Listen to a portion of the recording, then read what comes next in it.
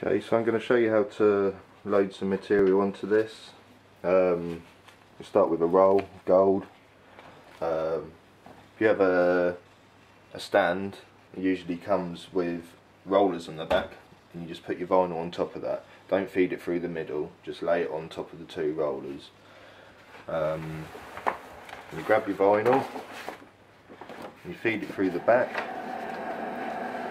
Make sure your pinch rollers are up. Put it through, and then you square it up on the machine. I usually use this end face. Just square it up. Make sure your pinch rollers are right at the ends of your vinyl. Oh, I forgot to mention. Pinch rollers, they're adjustable obviously. Whenever you adjust them, don't try and do it from the front because they bind up and a pain in the arse. Put your hand over the back and adjust them. But what you want is them at the end of your vinyl, and your cutter head will only cut in between that space. So for this end one, I'll show you what I mean on a large one. On your roller, you have a grit roller. This is a very grippy, nailed bar, and then it has smooth areas that are flat. And you can only use your pinch roller in these areas. So wherever there is a grit wheel, that's the only area you can use your pinch rollers. So you work out your size, you always work from the left, and then whatever material size you have. So from a large piece, you'd set your roller right at the end on that one. There's also markers indicating under here where the grit roller starts and ends. This one goes right up to the end.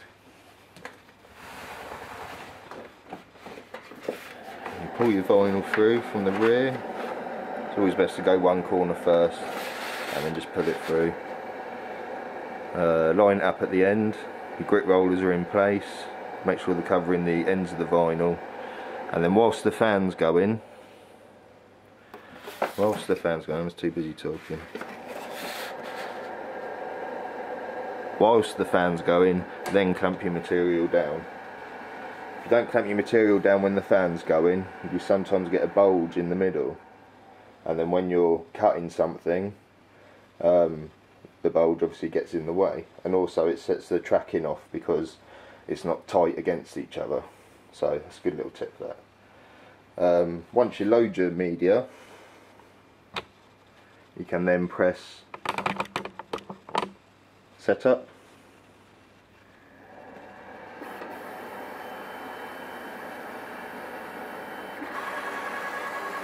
And the head moves from one end to the other. And what this does, it has a sensor on the back of it, on the back of the head, and then on each pinch roller there is a little sensor, like a magnet, on each one of them as well. So the machine measures the width of the pinch rollers and then will only cut within that space. So that's a large piece. Just unwell that. Oh, and always when you're cutting from a roll, don't have it taut on the roll. Roll some off so you've got plenty of excess for it to freely move through. If you don't, it could bugger your machine up, cause you all sorts of problems. So always have the slack on the back. Right, so we'll get a smaller piece. See, this is very thin. Feed it in from the back. You must always make sure that you're covering your light sensor, because then the machine, if you don't cover your light sensor,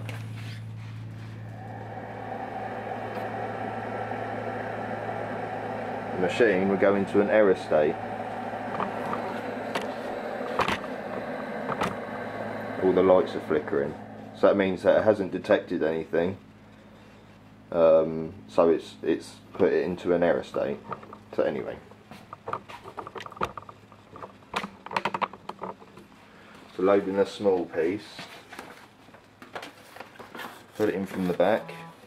Make sure your rollers are over your pinch roller, is over your grit surface. You bring them in, make sure it's covering the sensor. Make sure it's in line. Press set up to get the fans going, make sure it sucks it down, and then clamp it.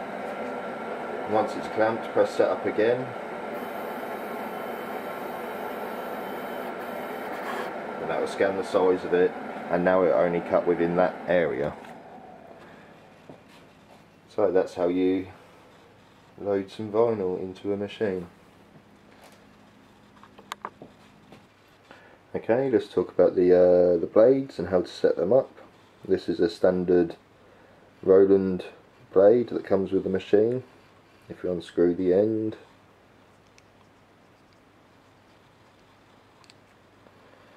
see the blade in there.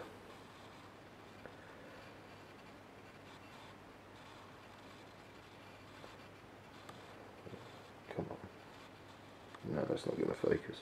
Anyway, the blade's in there. So, how you set one of these up is quite easy. If the camera would.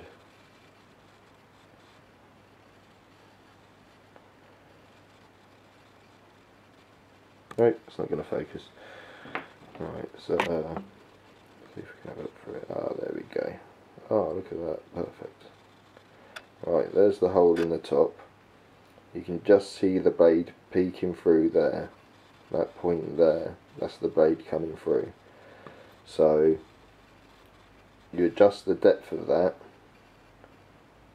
to what suits your media that you're cutting. If you're cutting thick stuff, you want it out further. If you want it for normal vinyl use, you want it quite tucked away. All this does really is it stops the paper lifting and cutting too deep.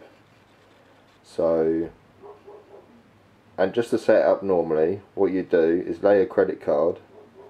Ah, oh, someone at the door, for fuck's sake. Right, so as I was saying, there's the blade, and for standard setup you'd want to get a card, credit card, just lay it down beside the blade. Can you see the blade? Let me rotate it a bit. God, this is difficult. Okay, there's the blade poking out the end. So the card, put that over the top. That might be a little bit too deep. It should be half the distance of that. It's only a very small amount. Remember, vinyl's only, well, somewhere around 70 to 80 microns thick, so it doesn't need to come out far. So yeah, just to adjust that, you just wind that out a tiny bit. Have another looky at it. Just recede it a little bit, get your card. That's about halfway. You can fuss with it, but that's about where you want it. And that's that. So that is the... And also when you get replacement blades, you have this little plunger on the back. And you just pop your blade out. You can remove it, and if you replace it with a like for like replacement with the right offset, the offset is where the middle of the blade is to how far, oh, I wish this camera would focus. Right, there we go. So that's the cutting blade. That's the side profile of it. You can almost see it there, that it's tilted. It looks like it's tilted a bit. Like tilts forward a... try and get it in. But anyway, the offset is where the blade, it has to... So this is your cutting blade and it cuts this way. It has to be a little bit over this way, the cutting point. So as you drag through and you turn corners, it follows it around. That's the offset. You'd use a large offset for large pieces, like where detail doesn't matter, and you use a small offset for fine pieces, but it doesn't matter too much. I always use a 0.25 blade. I've got a 0.5 blade, 0.05 blade or whatever. This one, this is a smart knife, so that's got a higher offset on it. Can't really see it, but yeah, I rarely use that. That's just for emergencies when my blades go blunt and I need to reorder, and I just pull this one out and get whatever jobs I need doing done.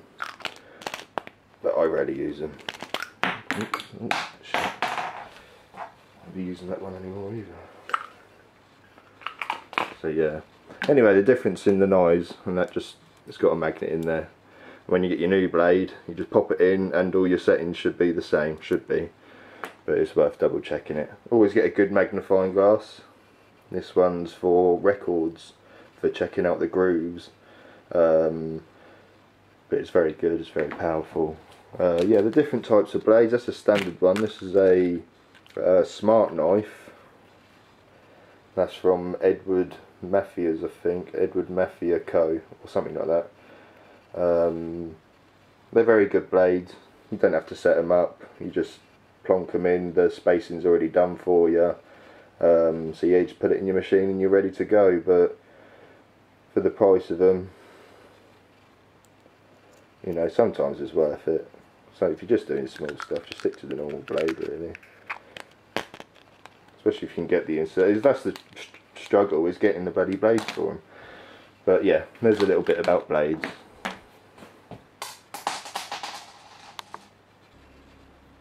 Okay, so I hope you've learned something today. Yeah, let us know what you think. I'm not sure whether I'll do another video or not. I had quite fun making this one, but yeah, I could talk about some other stuff. Just let us know. Yeah, thanks.